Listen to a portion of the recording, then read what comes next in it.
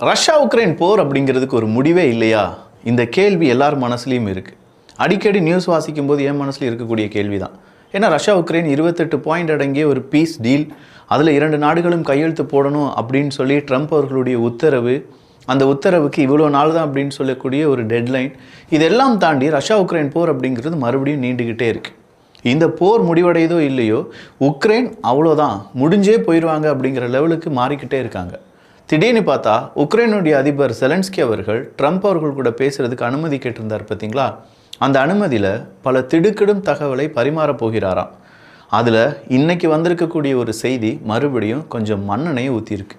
அப்படி என்ன செய்தி வெளியாகி இருக்கிறது என்றும், ரஷ்யா உக்ரைன் போரில் என்னென்ன விஷயங்கள் நடந்திருக்கு அப்படின்னும், ஹங்கேரி நேட்டோக்குள்ளே உக்ரைனை சேர்ப்பதற்கு எதிர்ப்பை தெரிவிப்பார்களா அப்படிங்கிற பல கேள்விகளுக்கான பதிலாகவும் இந்த ஒரு பதிவு இருக்க போகுது. எல்லாத்தையும் பார்த்துடலாமா?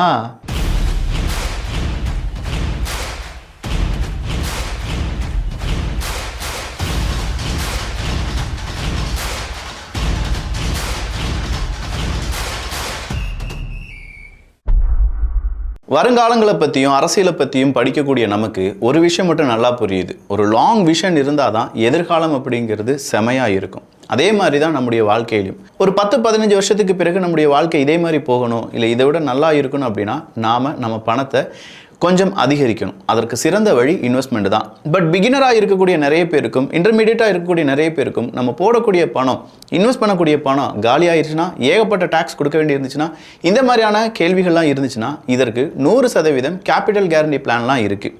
அதே மாதிரியான ஒரு பிளானை இப்போ HDFC லைஃப் அறிமுகம் செஞ்சுருக்காங்க. அந்த NFO தான் இந்தியா கன்சம்ஷன் அட்வான்டேஜ் ஃபண்ட் அப்படிங்கிறது. NAV 10 ரூபாய்க்கு வர்ற 30ஆம் தேதி, இன்னும் 4 தினங்கள் மட்டும்தான் இருக்குது, உங்களால் வாங்க முடியும். நான் சொன்ன மாதிரி இது ஒரு கேபிட்டல் கேரண்டி பிளான். மெச்சூரிட்டி டைமில் இன்வெஸ்ட் பண்ண பணம் 1 ரூபா கூட கம்மியாகாது.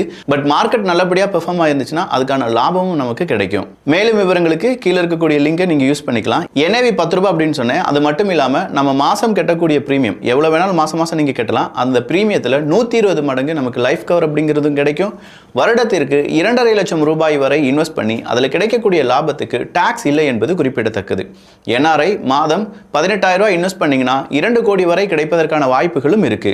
HDFC லைஃபினுடைய டிஸ்கவரி ஃபண்ட் எடுத்து பார்த்தோம்னா கடந்த 5 வருடத்தில் 28% CAGR ரிட்டர்ன்ஸ் அப்படிங்கிறத பதிவு பண்ணியிருக்கு. லான்ச்ல இருந்து பார்க்க போனா 22.4% CAGR ரிட்டர்ன் அப்படிங்கிறத பதிவு செஞ்சிருக்கு. அதே மாதிரி ஃப்ளெக்ஸி கேப் எடுத்து பார்த்தாலும் லான்ச்ல இருந்து நம்ம பார்க்கும்போது 24.6% CAGR அப்படிங்கிறத பதிவு பண்ணியிருக்கு. HDFC லைஃபை பொறுத்த வரைக்கும் அவங்களுடைய ஃபண்ட் வழியாக நல்ல ரிட்டர்ன்ஸ் அப்படிங்கிறத பதிவு பண்ணியிருக்காங்க. நான் முதலே சொன்ன மாதிரி வர்ற நவம்பர் 30 தான், அதாவது இன்னும் 4 தினங்கள் மட்டும் தான் இருக்கு. 5 வருஷம் லாக்கிங் பீரியட் இருக்கிறதுனால மாசம் எவ்வளவு பணம் உங்களால் எடுக்க முடியுமோ அதை மட்டும் இன்வெஸ்ட் பண்ணா ரொம்பவே சிறந்ததா இருக்கும். மேலும் விவரங்களுக்கு கீழே இருக்கக்கூடிய லிங்க், அப்படி இல்லைன்னா ஸ்கிரீன்ல தெரியக்கூடிய QR கோடை யூஸ் பண்ணிக்கோங்க. தமிழ் கால்பேக் ஆப்ஷனும் இருக்கு. ஒரு ஏஜென்ட் உங்க வீட்டில் வந்து எக்ஸ்பிளைன் பண்றதுக்கான ஆப்ஷனையும் ப்ரொவைட் பண்றாங்க. முதலாவதா என்ன பார்க்க போறோம் அப்படின்னு பார்த்தீங்கன்னா, விட்கோஃப் அவர்கள் தான். யார் இந்த விட்கோஃப் அப்படின்னு சொல்லி யாருக்காவது டவுட் இருந்துச்சுன்னா, அமெரிக்கா ஏதாவது ஒரு நாட்டு கூட போய் சண்டை போடணும், சமாதானமாக பேசணும், 2 நாடுகளுக்கு இடையே ஒரு மீடியேட்டராக இருக்கணும் அப்படின்னா முதல் நபராக அங்கே போகிறது யார் அப்படின்னு பார்த்தீங்கன்னா விட்கோஃப் அவர்கள் தான். இஸ்ரேல் ஹமாஸ் யுத்தமாக இருக்கட்டும், ரஷ்யா உக்ரைன் பிரச்சனையாக இருக்கட்டும், இன்னும் சில நாடுகளுடைய பிரச்சனையாக இருக்கட்டும், நேராக விட்கோஃப் போய் அங்கே போய் அவர் தொப்பியை கழட்டி வச்சிருவார். நான் விட்கோஃப் அமெரிக்கா சார்பாக வந்திருக்கேன், நீ உனக்கு என்ன பிரச்சனை, உனக்கு என்ன பிரச்சனை இப்படின்னு சொல்லி பேச்சுவார்த்தையை ஆரம்பிச்சிருவார் இந்த மனுஷன். அப்படிப்பட்ட விட்கோஃப் தான் ரஷ்யா உக்ரைன் அந்த ஒரு பிரச்சனையின் போது இந்த 28 டீல், அந்த ஒரு பீஸ் பிளான் சொல்லியிருந்தாங்க பார்த்தீங்களா, அதை தயாரிப்பதற்கு மிக முக்கியமான ஒரு நபராக இருந்த நபர். ஸோ விட்கோஃப் அவர்கள் இந்த டாக்குமெண்ட்டை தயாரிக்கிறார், பீஸ் டீலர் தயாரிக்கிறார். நல்லா யோசிச்சு பாருங்க. தமிழ் விதையில் ஒரு வீடியோவை நம்ம போட்டிருந்தோம். அந்த வீடியோவில் இந்த டாக்குமெண்ட்டை தயாரித்தவங்க கண்டிப்பாக ரஷ்யன் மொழி தெரிந்தவர்களாக இருந்திருப்பார்கள். ஏன்னா அந்த ரஷ்யன் மொழி அதில் இருக்கக்கூடிய சில டிரான்ஸ்லேஷன் அப்படிங்கிறதுலாம் இதில் பயன்படுத்தப்பட்டிருக்கிறது அப்படின்னு சொல்லி நம்ம சொல்லியிருந்தோம். அதே மாதிரி விட்கோஃப் அவர்கள் என்ன செஞ்சிருக்காருன்னா, ஏகப்பட்ட ரஷ்ய நபர்களுடன் பேசியிருக்கிறார். அஸ்கா அப்படிலாம் இல்லை, என்னப்பா உங்களுக்கு வேணும், என்ன உங்களுக்கு வேண்டாம் அப்படிங்கிறதெல்லாம் ரஷ்யாட்ட பேசியிருக்காராம். ஆனால் ரஷ்யாட்ட பேசின அளவுக்கு உக்ரைன்ட்ட அவர் பேசலையாம். யார்? விட்கோஃப் அவர்கள். இது இப்போ ஆடியோவாக லீக் ஆயிடுச்சு. நம்ம ஊரில் நிறைய எட்டப்பெண்கள் இருக்கிற மாதிரி அந்த ஊர்லேயும் நிறைய பேர் இருக்காங்க போல். உளவாளிகள் நிறைந்த அந்த உலகத்தில் விட்கோஃப் எப்படி தப்பிப்பாரா என்ன? விட்கோஃப் அவர்களுடைய உரையாடல் இன்றைக்கி கொஞ்சம் கொஞ்சமாக நெட்டில் லீக் ஆகுது. அப்படி லீக் ஆகும்போது தான் ஒரு விஷயம் புரிய வருது. விட்கோஃப் அவர்களுடைய மண்டையை கழுவியிருக்காங்க ரஷ்யாவினுடைய மொழி பேசக்கூடிய யாரோ. அதாவது ரஷ்யாவுக்கு ஆதரவாக இந்த பீஸ் பிளான் அப்படிங்கிறது உருவாக வேண்டும் அப்படின்னு சொல்லி தான் விட்கோஃப் அவர்களுடைய மண்டையை கழுவி இருப்பதாக செய்தி வெளியாகி இருக்கிறது. பட் இந்த செய்தியை ரஷ்யா என்ன சொல்கிறாங்க, ரஷ்யா இதற்கு எதிர்ப்பை தெரிவிக்கிறாங்களா அப்படிங்கிறது ஒரு கேள்வியாக இருக்குது பார்த்தீங்களா. எப்போவுமே ஒன் சைடு மட்டும் பார்த்துட்டு இருக்கக்கூடாது, 2 சைடும் பார்க்கணுமே. அப்போ ரஷ்யா என்ன சொல்கிறாங்கன்னா, சார் அதெல்லாம் சுத்த பொய். விட்கோஃப் அவர்கள் மீது நம்பிக்கை இல்லாமல் ஒரு தீர்மானத்தையும் உலகளவில் விட்கோஃப் அவர்களுடைய அந்த நியாயத்தை தர்மத்தை சோதிக்கும் விதமான பல ஒரு கலப்பு செய்திகளையும் பரவி விடுகிறார்கள். எல்லாரும் பரப்பி விடுறாங்க. இது ஒரு ஃபேக் அஜெண்டா நியூஸ். விட்கோஃப் அவர்களை தவறு சொல்லி இந்த பேச்சுவார்த்தையை, இந்த 28 பாயிண்ட்ஸ் டீல் அப்படிங்கிறத நீர்த்து போக வைப்பதற்கான முயற்சிகளில் சில நபர்கள் ஈடுபடுகிறார்கள். அப்போ விட்கோஃப் அவர்கள் இல்லை என்றால் விட்கோஃப் அவர்களால் உருவாக்கப்பட்ட அதில் ஜாரேத் குஷனர் அவர்கள் இருந்தாங்க, டொனால்டு ட்ரம்ப் அவர்கள் இருந்தாங்க அப்படின்னாலும் 70% விட்கோஃப் அவர்களுடைய ஸ்டேட்மெண்ட் தான் இந்த பீஸ் டீலில் இருக்கான். விட்கோஃபே இல்லைனா பீஸ் டீலே வேணாம் அப்படின்னு சொல்லிட்டு போயிடுவாங்க. இதுதான் ஏதோ ஒரு நாட்டினுடைய சதி. இந்த சதியில் தான் இப்போ விட்கோஃப் அவர்கள் சிக்கியிருக்கிறார் அப்படின்னு சொல்லி விட்கோஃப் அவர்களுக்கு ஆதரவாக வந்து நிற்கிறது நம்ம ரஷ்யா. எப்படி இருக்குது பாருங்கள் உலக அரசியலில். நேற்று வர எதிரியா, இன்றைக்கி அந்த லீக் வந்ததுலேருந்து நண்பன் ஆகிட்டாயா விட்கோஃப் அப்படின்னு சொல்கிற மாதிரி சாலமன் பாப்பையா அவர்களுடைய அந்த வாய்ஸில் கேட்டு பாருங்களேன். சரி, விட்கோஃப் அவர்களுக்கு பாதிப்பு வந்துருச்சு. அப்போ உக்ரைன் என்ன சொல்கிறாங்கன்னா, அழி கோட்டையெல்லாம் முதல்லேருந்து ஸ்டார்ட் பண்ணுவோம், எகெயின் பா, என்ன செய்கிற பேச்சுவார்த்தை நடத்து, 28 பாயிண்ட் டீலா 30 பாயிண்ட் டீலாக மாற்று, அதன் பிறகு என்ன நடக்கணும் அப்படிங்கிறத நான் சொல்கிறேன்ப்பா அப்படின்னு சொல்லி யார் சொல்கிறாங்க? உக்ரைன் சொல்கிறாங்க. அப்போ ஜெலன்ஸ்கி அவர்கள் ட்ரம்ப் அவர்கள் கூட பேச்சுவார்த்தை நடத்த போகிறாரு அப்படின்னு சொல்லும்போது இதை பற்றி அதிகமாக பேசப்படுவதற்கான வாய்ப்புகள் இருப்பதாக சொல்லப்படுது.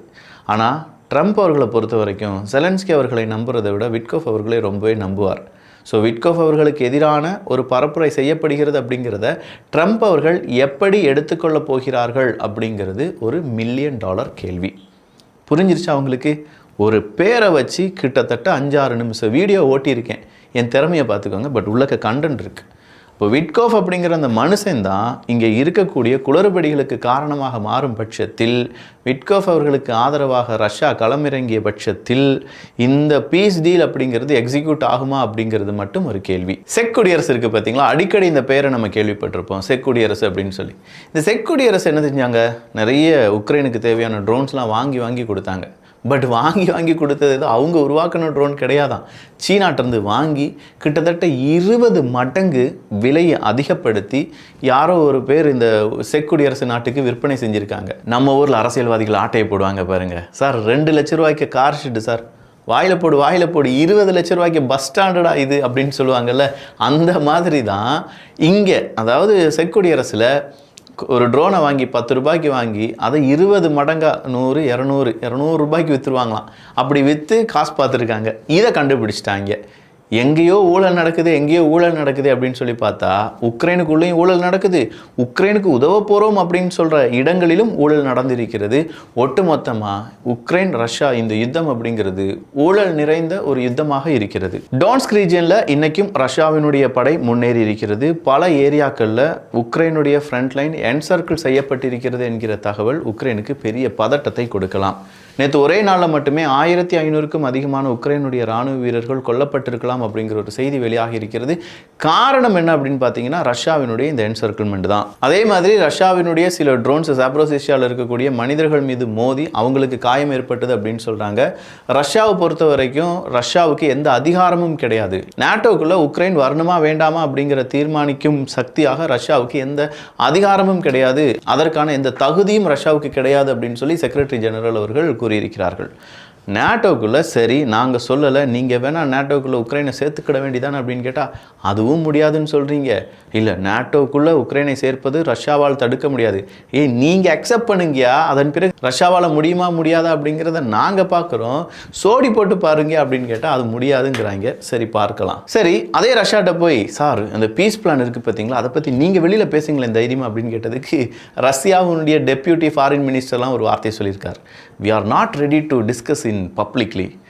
பப்ளிக்காக பேசுகிறதுனால என்ன இருக்குது? இல்லை அதெல்லாம் எங்களுக்கு பயங்கர சங்கோஜமாக இருக்குது. ஏன் அப்படின்னு கேட்டால் இந்த இடத்துல பீஸ் பிளான் அப்படிங்கிறது ரஷ்யா ஓரியன்டாக இருக்குது. ரஷ்யாவுக்கு உக்ரைனுடைய நிலப்பகுதி எல்லாமே கிடைக்கும் வகையில் தான் இந்த பீஸ் பிளான் அப்படிங்கிறது ரெடியாக இருக்குது.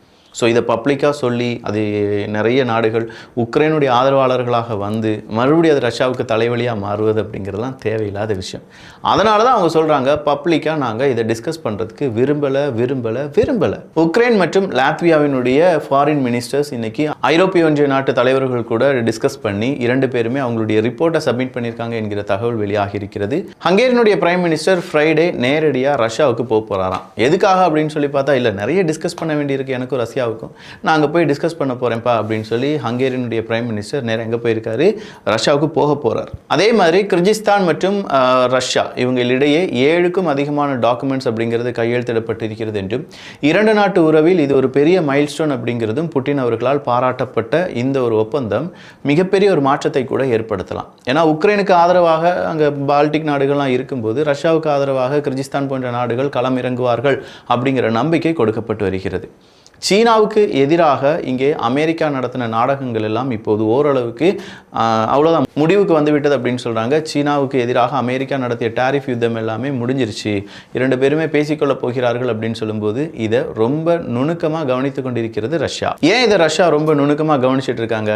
ஏன்னா அமெரிக்காவும் சீனாவும் ஒரு ஆசையாக மாறிட்டாங்கன்னா சீனாவும் ரஷ்யாவும் போட்டுக்கிடுவாங்களா, காயா பழமான்னு கேட்பாங்கல்ல. அப்போ உங்க கூட நான் பேச மாட்டேன்ட்டு அமெரிக்கா பேசிகிட்டு இருக்கேன். அமெரிக்காவினுடைய 10 கண்டெய்னர் சோயாபீனை வாங்குறதுக்கு சீனா சம்மதித்திருக்கிறார்கள். அமெரிக்காவுக்கு ரேர் எர்த் எலமெண்ட்ஸை மறுபடியும் கொடுப்பதற்கு சீனா சம்மதித்திருக்கிறார்கள் அப்படிங்கிற செய்தி எல்லாமே கண்டிப்பாக ரஷ்யாவுக்கு எதிரான ஒரு மனநிலைமையில் ஒரு செய்தியாக பார்க்கப்படும். பட் சீனா வாண்டடாக அதை செய்வாங்களான்னு பார்த்தா கிடையாது. அமெரிக்கா ஒரு ப்ரெஷரை பில்ட் பண்ணிட்டு இருக்காங்க என்பதும் குறிப்பிடத்தக்கது. கீவ் உக்ரைன் அடிக்கடி கெமிக்கல் வெப்பனை அவங்க நாட்டு பிரஜைகள் மேலே பயன்படுத்தியிருக்காங்க அப்படிங்கிற ஒரு பகீர் குற்றச்சாட்டையும் இன்று ரஷ்யா கொடுத்திருக்கிறார்கள். அதற்கான ஆதாரங்களும் சமர்ப்பிக்கப்படும் என்கிற தகவலும் வெளியாகியிருக்கிறது. ஓரளவுக்கு இப்போ இருக்கக்கூடிய அப் டு டேட்டான செய்திகள் எல்லாத்தையுமே பார்த்துட்டோம். நான் முதலே சொன்ன மாதிரியான அந்த இன்வெஸ்ட்மெண்ட் பிளானுக்கு கடைசி டேட் அப்படிங்கிறது வர்ற நவம்பர் 30 தான். அதாவது இன்னும் 4 தினங்கள் மட்டும்தான் இருக்கு. மேலும் விவரங்களுக்கு கீழே இருக்கக்கூடிய லிங்க் அப்படி இல்லைனா ஸ்க்ரீனில் தெரியக்கூடிய QR கோடை யூஸ் பண்ணிக்கோங்க. இந்த செய்திகள் எல்லாம் உங்களுக்கு பிடிச்சிருந்துச்சு அப்படின்னா, உண்மையிலே இன்ஃபர்மேட்டிவாக இருந்துச்சு அப்படின்னா நம்ம சேனலை சப்ஸ்கிரைப் பண்ணிக்கோங்க. நல்லதை பகிர்ந்து நல்ல சமுதாயத்தை உருவாக்குவோம். நன்றி, வணக்கம்.